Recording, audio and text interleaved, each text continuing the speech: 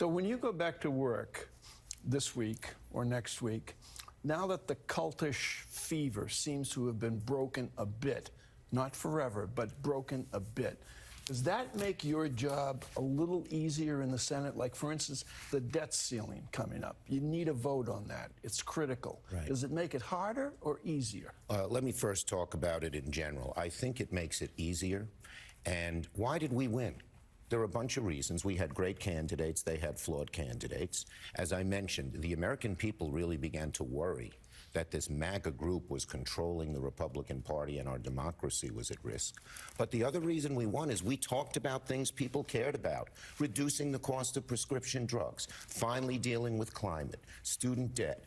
Young people voted more heavily than people thought because of those issues. And so we won, and I hope I can convince my non-MAGA Republican colleagues in the Senate.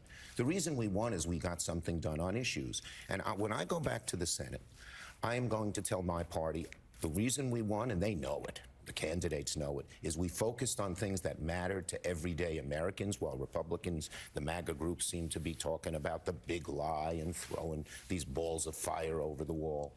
And I am going to reach out and say to the non-MAGA Republicans in the Senate, work with us.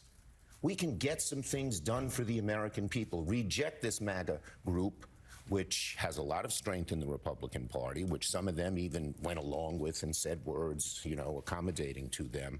But work with us and we can actually get something done. We can actually, and if you look at it, we had a great 6 weeks, which changed things around over the summer, and people said now Democrats might have a chance. Of the big 6 bills, one was partisan because we couldn't get Republicans on climate or on going after the big drug companies to lower prices. But the other 5, on guns, on veterans, on bringing jobs back to America, on the chips and all of that, were bipartisan.